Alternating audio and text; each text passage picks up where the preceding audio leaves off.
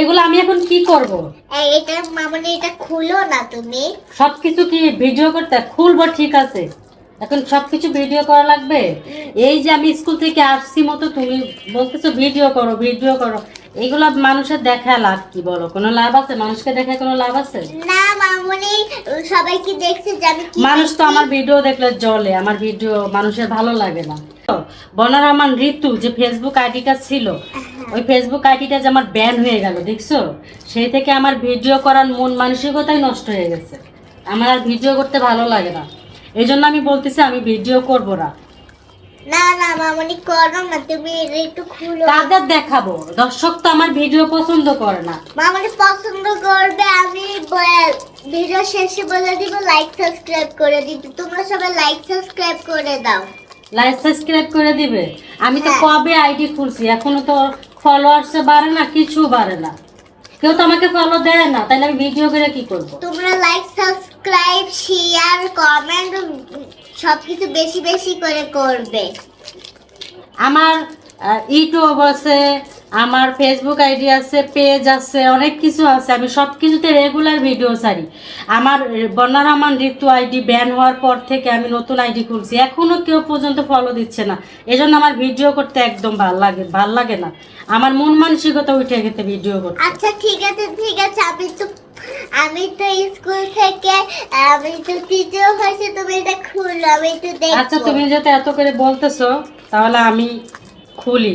হ্যাঁ আর আমাকে সবাই ফলো দিবে তো? হ্যাঁ, সবাই ফলো দিবে, আমি বলে দিচ্ছি। যদি আপনারা ফলো যদি না দেন, আপনাদের বাসায় আমি চলে আসবো।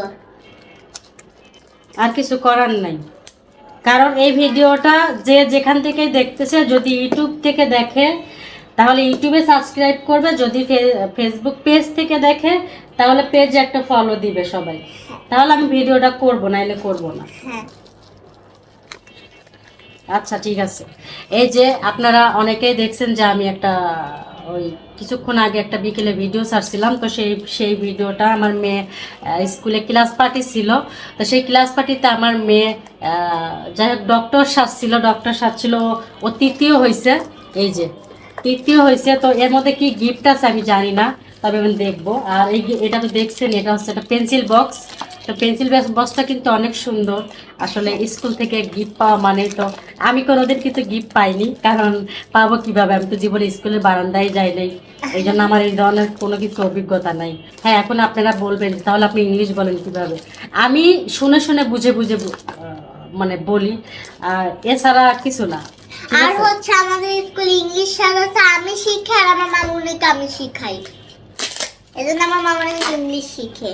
তো যাই হোক, আমি এটা আনবক্সিং করব, আনবক্সিং করে দেখবে এটা এই ভিতরে কি দেখেন, আছে। আমি পাঠশালা প্রিপারেটরি স্কুলে পড়ি, আর আমি পাঠশালা প্রিপারেটরি স্কুল থেকে আমি গিফট পাইছি। আমি এখন এমন ভাবে বক্সটা, আটকাইছে, এটার মধ্যে কি আছে জানি না। মনে হয় কাছের কিছু থাকবে বাবা। বুঝতে পারছো না? না, ও মাই গড, God. ও ওয়াও, ওয়াও এটা মনে আছে। নাইস, সুন্দর না? ও ও ওয়াও ওয়াও, তুমি দেখছো? তিনটা তিনটা গিফট পাইছে, তিনটা। এটা হচ্ছে চা খাওয়ার মগ আর কি। তো দেখছেন, বুঝেই দিছে। কিন্তু আমরা ফ্যামিলিতে কয়জন মানুষ মা? তিনজন। তিনজন, আর তিনজনের জন্য তিনটা গিফট দিছে, কি সুন্দর না? প্রিন্সিপাল স্যার, তাই তো? হ্যাঁ উনি বুঝছে যে ফ্যামিলিতে তিনটা মানুষ আছে, তিনটা মানুষকে তিনটা মগ দিতে হবে। তো যাই হোক, আসলে 2024 সাল আমার উপর যে অনেক ঝড় গেছে, আর জীবনে অসহায় জিনিসটা কি আমি কখনো বুঝি নাই, আর কাউকে বুঝতেও দিই নাই। কিন্তু এই 2024 সাল মানে আমার উপর দিয়ে এতটাই ঝড় গেছে যে আমার ভিতরে শখ আল্লাহ সব কিছু মানে নষ্ট হয়ে আমি একটা প্রতিবন্ধীর মতো হয়ে যাই। টেনশনে অনেক, ডিপ্রেশন অনেক, মানে মাথার মধ্যে চিন্তা অনেক কিছু। কিন্তু তারপরও আমি কখনো কাউকে বুঝতে দিই না যে আমি এত কষ্টে আছি, এত ডিপ্রেশনে আছি, আমি কখনোই কাউকে বুঝতে দিই নাই। ঠিক আছে? তো যাই হোক, 2024 সাল শেষ হয়ে যাচ্ছে, জানি না 25 সালের অবস্থা কি হবে। সবাই দোয়া করবেন আমি যেন যে সমস্যায় আছি আল্লাহ যেন খুব দ্রুত শেষ করে দেয়। আর এই 24 সালটা খুব তাড়াতাড়ি যেন চলে যায়, চলে তো গেছে, আর 1 মাস আছে, ডিসেম্বর, এটা হচ্ছে নভেম্বর, আজকে কয় তারিখ? জানুয়ারি 27 তারিখ। Happy new year. হ্যাঁ, নভেম্বরের আজকে 27 তারিখ। তো যাই হোক, আর 2-3 দিন আছে, আর তারপরে ডিসেম্বর, তারপরে জানুয়ারি শুরু হবে 2025 সাল। নতুন বছরের জন্য আমাদের নতুন কিছু আমরা পাই, ভালো কিছু যেন আমার জীবনে আসে, আমাদের জীবনে আসে। সবাই দোয়া করবেন। অনেক কষ্ট করছি, মানুষের অনেক মান অপমান হয়েছি, অনেক কি বলবো, এত অপমান হয়েছি, মানুষের কাছ থেকে এত কষ্ট পাইছি, শুধু চোখের পানি ফেলছি, এছাড়া আর কিছুই পাই নাই।